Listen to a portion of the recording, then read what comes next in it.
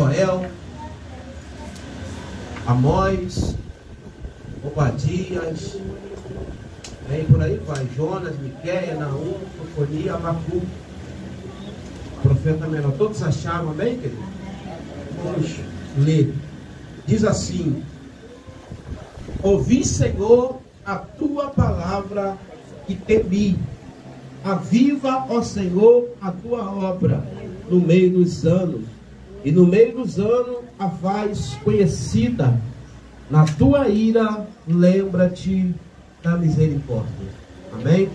Que Deus aplique esta palavra no nosso coração.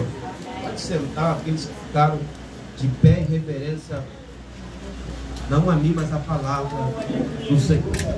Meus amados irmãos, nós estivemos, nós da Assembleia de Deus, através da CPAD, a Casa Publicadoras das Assembleias de Deus, estivemos estudando 3 meses sobre o avivamento. Tivemos avivamento no Antigo Testamento, avivamento sobre a vida do apóstolo Pedro, o avivamento no ministério de Jesus, e por último o autor, o pastor Elinaldo Renovato, da Assembleia de Deus lá no Rio Grande do Norte, um exímio escritor, professor, focou no tema do profeta Abacuque no final. E a campanha também daqui, Aviva, né? Ó Senhor, glória a tua obra. Querido, nós sabemos que existe 17 livros que nós chamamos de livros proféticos. 17 livros chamados livros proféticos. Porém, há uma divisão: profetas maiores e profetas menores. Profeta maior tem 5 livros, que é o profeta Isaías, profeta Jeremias, Lamentações de Jeremias, Ezequiel e Daniel. E existe 12 livros chamados profetas menores, que vai do profeta Joel até o profeta Malaquias. São 12 livros, melhor, o profeta Oséias. Vai do profeta Oséias ao profeta Malaquias. 12 livros. O livro do profeta Abacuque está classificado entre esses 12 livros. Abacuque, ele tem 3 capítulos, é pequeno. Ele tem 3 capítulos. O profeta Abacuque, o seu nome significa abraça, aquele que abraçou. O profeta Abacuque, ele foi chamado, ele foi contemporâneo do profeta Jeremias. Esteve na mesma época que o profeta Jeremias profetizou. Quando Deus chama o profeta Abacuque para ser profeta, a situação de Judá estava caótica, a situação de Judá estava terrível. A Babilônia estava surgindo no cenário, e a Babilônia era uma potência naquela época. Surgiu ganhando território sob o comando do tirano Nabucodonosor. É nesse período que Deus vai chamar o profeta Abacuque para ser porta-voz. Foi num momento difícil, um momento de aflição, um momento de perseguição, desse tempo tão caótico. Deus chama um porta-voz. É interessante, querido, ressaltarmos aqui que quando Deus chama um profeta para ser um porta-voz, dificilmente Deus vai dar explicação do cenário como vai estar. Às vezes Deus nos coloca em determinada situação, em determinado local, e não fala para você o que vai acontecer. Quer ver um exemplo? Em Gênesis capítulo de número 11, versículo 37, quando Terá, pai de Abraão, ainda estava vivo, Deus disse para Abrão, não era nem Abraão, era Abrão: sai do meio da sua terra, do meio da sua parentela, e vai para uma terra que eu te mostrarei. Deus não falou nada para Abraão.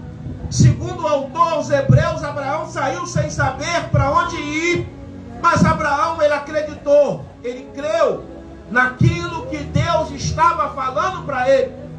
Quando Deus chama também o profeta Abacuque, o cenário estava caótico, de perseguição, de luta. Eu quero ver você ser profeta em meio à luta, em meio à perseguição. Quem foi chamado para profeta não precisa tapinho no ombro, tapete vermelho. Não espera ninguém dizer que está junto com você. Não espera ninguém acreditar na sua fé. Você tem que acreditar. Tem um grupo de pessoas aí, se você não tiver levantando a fé dele, levantando a autoestima dele, todo dia falando para ele, ele não consegue sair do lugar.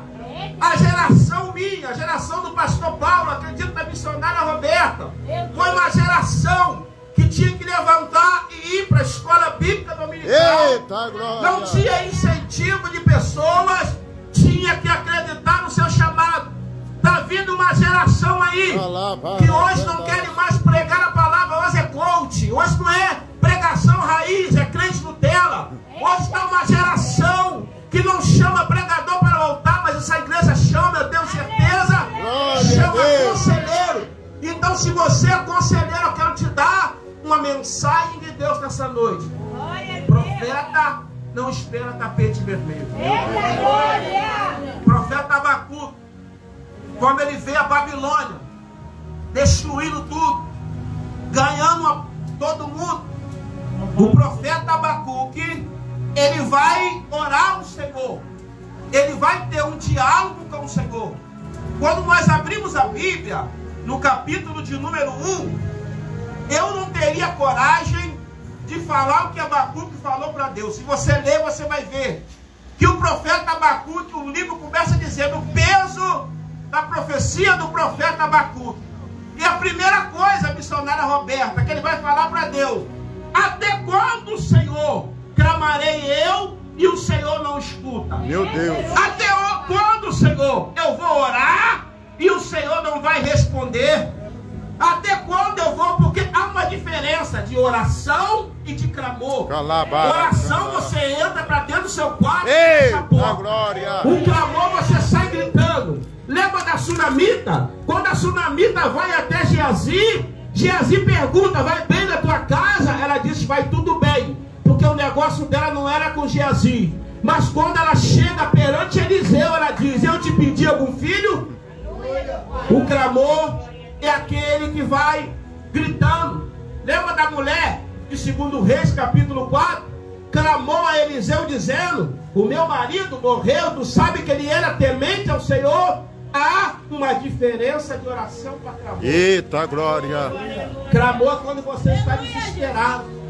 Tem aquele crente que diz assim: eu não gosto de barulho, eu não gosto de gritar, mas eu quero ver quando o negócio apertar, que você vai ter que botar a mão na cabeça aí no meio da rua gritando: Senhor, Senhor, até quando, Senhor? Senhor, até quando vai acontecer isso, Senhor? O profeta Abacuque clama ao Senhor: até quando, Senhor? O ímpio vai prevalecer. Até quando o Senhor vai permitir isso? Parece que a lei se afrouxa. Ele fala assim para Deus, e nada acontece. Meu Deus! O profeta vai ter um diálogo com Deus. O profeta, ele vai orar ao Senhor.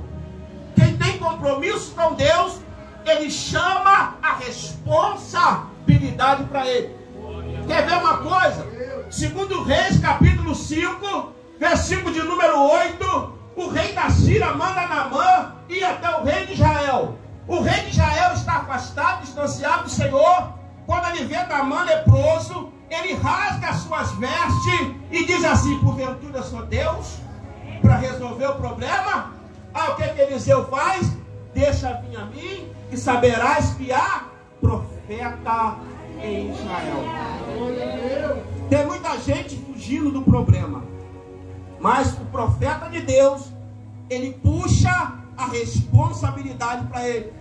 A Bíblia diz em Atos dos Apóstolos, capítulo 3, versículo 4: o coxo estava na porta formosa. Todos os dias o homem pedia esmola.